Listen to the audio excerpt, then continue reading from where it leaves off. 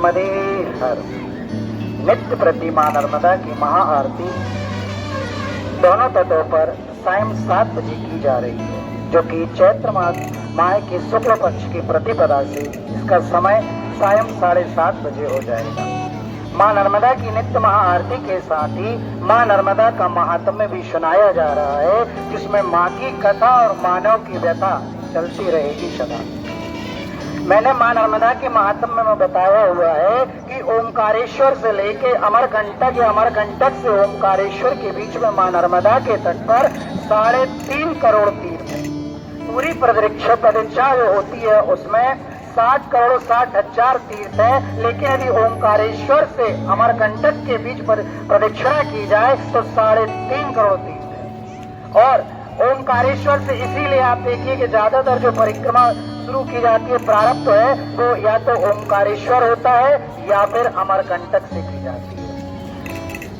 इसी पावन तट पर, ये जो आज मां नर्मदा का पावन तट है, इस तट पर हमेशा संतों का आगमन होता है और आज भी संतों का आगमन हुआ है, जिन्होंने मां नर्मदा के लिए विशाल धर्म रक्षा यात्रा नर्मदा परिक्रमा के नाम से चल रही है, जो कि 31 मार्च से ओमकारेश्वर से ने प्रारंभ की थी महंत जितेंद्र दास जी महाराज।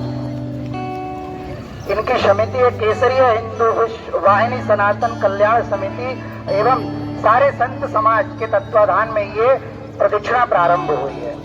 मां नर्मदा के चरणों में मैं यही आग्रह करूंगा कि इनके ऊपर हमेशा मां नर्मदा का आशीर्वाद बना रहे और ये हमेशा मां नर्मदा की सेवा में हमेशा तत्पर रहे और मां नर्मदा इनकी प्रदक्षिणा संपूर्ण होने में इन्हें वरदान प्रदान करे। जैसे कि मां नर्मदा के महात्म मैंने बताया था कि मां नर्मदा का महात्म्य ऋषि मार्कंडेय धर्मराज युधिष्ठिर को बता रहे हैं, और जब मां नर्मदा का महात्म्य का विश्राम होता है तब धर्मराज युधिष्ठिर जब जाने लगते हैं किस चीज के लिए कि उनका युद्ध होना था कुरुक्षेत्र में, तब मां नर्मदा स्वयं प्रकट हो जाती है और ये क्या बताती है कि इस युद्ध में तुम्हारी विजय होगी और श्री हरि विष्णु अर्थात कृष्ण जी तुम्हारे साथ होंगे। इसीलिए अंत में जो युद्ध हुआ है और जो पांडवों को विजय प्राप्त हुई है, तो मां नर्मदा का ही विजय प्राप्त, उनको जो विजय प्राप्त हुई मां नर्मदा का ही आशीर्वाद था।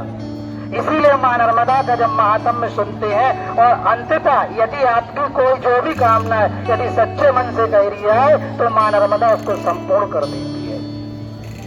मां नर्मदा के महात्म्य में मैं बता रहा था कि राजा चित्रसेन हुए थे।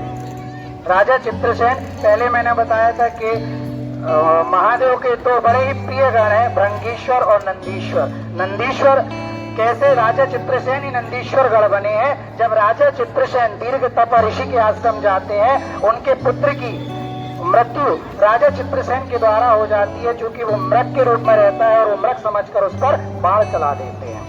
और जब उनको लेके जाते हैं तो ऋषि दीर्घ तपा उन्हें बहुत कुछ रोष में आके कहते हैं, लेकिन चूंकि संत है, संत का गुस्सा सिर्फ क्षणिक ही होता है। जब शांत होता है तो राजा चित्रसेन को वो कहते हैं कि शायद मैंने अपने पुत्र मोह में आपको इतना सब कुछ कह दिया, लेकिन मैं आपसे क्षमा प्रार्थना। तब राजा चित्रसेन कहते हैं कि मुझे तो ब्रह्म हत्या लगी है, क्योंकि ब्राह्मण का वध किया है तो ब्रह्म हत्या तो लगी ही कहलाई ना।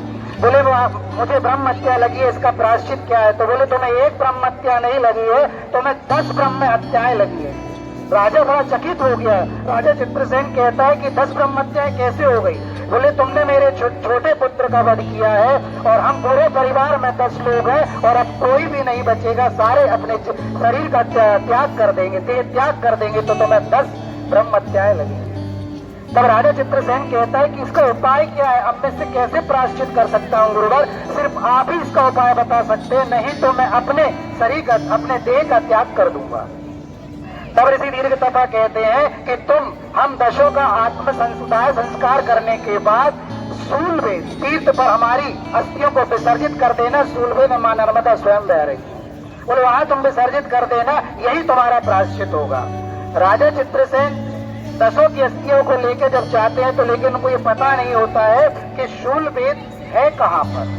अब वो पता करते हुए जाते हैं तो कुछ संत मिलते हैं, तो संत उनको बता देते हैं कि ये जो शूलवेद है तीर्थ, ये मां नर्मदा के दक्षिण तट पर भृगु पर्वत पर है। और शूलवेद का मैंने पहले भी बताया है कि शूलवेद जो है इसकी स्थापना स्वयं शूलपाणेश्वर महादेव ने ही की है। इसीलिए इस तीर्थ का बड़ा ही महत्व है। आप किसी भी तीर्थ में चले जाइए, गंगा जी स्नान कर लीजिए, संगम में चले जाइए, प्रयागराज, कुरुक्षेत्र, पुष्कर, नैमिषारण्य, कहीं भी चले जाइए, यदि आप शूल वेद का दर्शन कर लेते तो उसका 1/16 भाग भी नहीं है। शूल वेद की इतनी बड़ी महिमा है।